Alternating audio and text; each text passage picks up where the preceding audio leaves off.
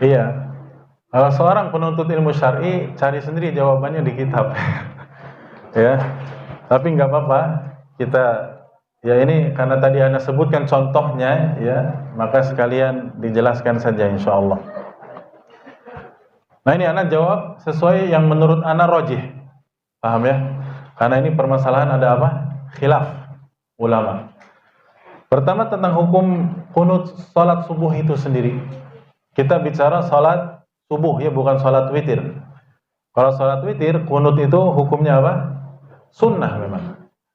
Dan salat witir ya tiap malam diiringi setelah salat tahajud atau terkhusus ketika bulan Ramadan setelah salat tarawih. Itu kunutnya sunnah. Tapi ini kunut subuh.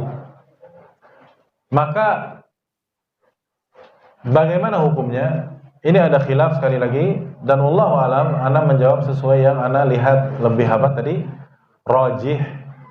Ini kalau dilakukan terus-menerus seperti yang pada umumnya di masyarakat, maka ini jatuhnya hukumnya adalah bid'ah.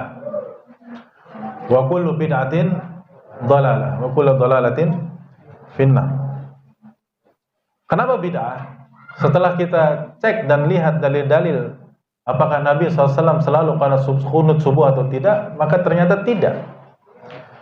Nabi melakukan kunut di salat subuh itu ketika ada nazilah, ketika ada peristiwa-peristiwa besar yang menimpa kaum muslimin, ya, kekalahan perang kaum muslimin, kemudian terbunuhnya banyak kaum muslimin, para sahabat. Itu pun Nabi lakukan bukan hanya di salat apa? Subuh, tapi salat 5 waktu semuanya. Selama kurang lebih 1 bulan atau 40 hari Nabi lakukan itu di semua 5 salat waktu setiap hari, termasuk salat subuh. Habis itu tidak ada lagi. Lalu kenapa hanya salat subuh yang ditaksis, yang dikhususkan? Ini permasalahannya. Dan taksis, pengkhususan satu ibadah, ya, yaitu kunut pada satu ibadah, yaitu salat subuh, butuh dalil. Ya. Wala dalil, dan tidak ada dalil. Apalagi banyak riwayat dari para sahabat, ya, yang mengatakan aibunai muhdats, wahai putraku. Sahabatnya berpesan kepada sahabat, saya lupa namanya, ini muhdats. Muhdats itu ini perkara baru. Ya, muhdats itu seperti dalam lafaz hadis, wa kullu muhdatsatin bid'ah wa kullu bid'atin dhalalah wa kullu dhalalatin finnar. Aibunai muhdats, wahai anakku, ini perkara baru, nggak pernah ada di zaman Nabi Shallallahu Alaihi Wasallam. Nah, berlanjut ke pertanyaan Bapak yang bagaimana kalau posisi kita sebagai apa? Makmum yang imam kita pada saat itu salat subuhnya melakukan apa? Kunut. Nah, ini masalah lain lagi. Ya, ada satu athar, satu riwayat dalam Sahih Bukhari dari seorang tabi'in yang bernama Al-Hasanul Basri, Al-Imam Al-Hasanul Basri rahimahullah. Beliau ditanya tentang hukum salat di khalfal mubtadi', hukum salat di belakang orang ahlul bid'ah. Maka beliau menjawab, "Shalli wa alaihi bid'atuh." Kamu selaku makmum salat ikuti saja, bid'ahnya urusan dia dengan Allah Subhanahu wa taala. Paham maksudnya? Jadi kewajiban makmum hanya mengikuti gerakan imam berdasarkan hadis dalam Sahih Bukhari dan Muslim, innama ju'ilal imamu liyutamma bihi. Imam itu dijadikan imam untuk diapakan? Diikuti gerak-geriknya saja.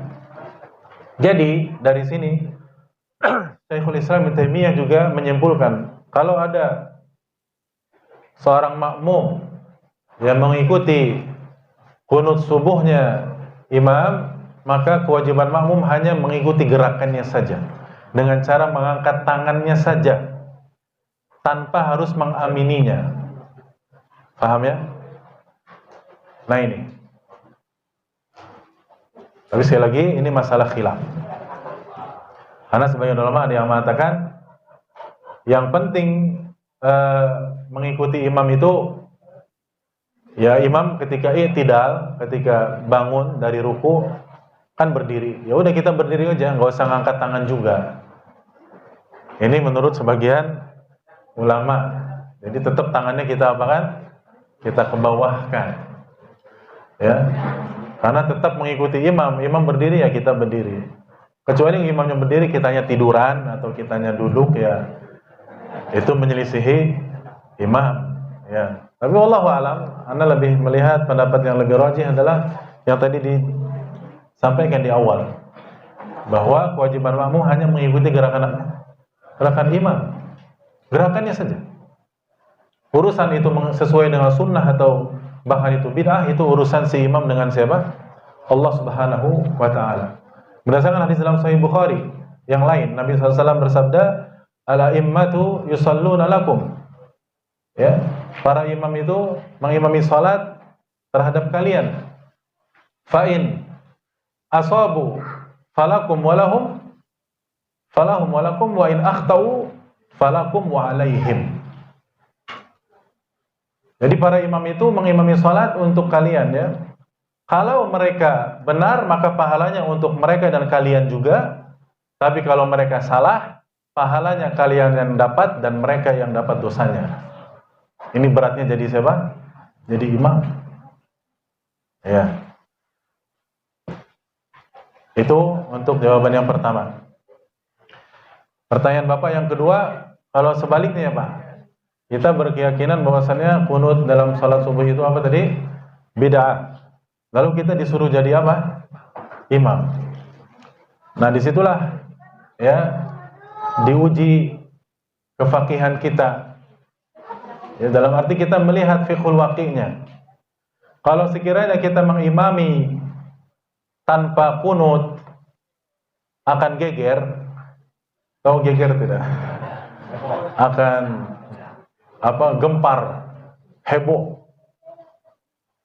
Nanti biasanya pada sujud sahwi sorangan Pak, pada sujud sahwi sendiri biasanya. Ya, ini kita bisa memperkirakan nih kondisi seperti ini sebelum kita ditunjuk maju jadi imam. Kalau sekiranya menghasilkan kehebohan dan kegemparan seperti itu dan kegegeran yang luar biasa, maka sebaiknya kita jangan mau Pak. Sebaiknya kita jangan mau jadi imam. Lebih baik kita jadi apa saja? Makmum.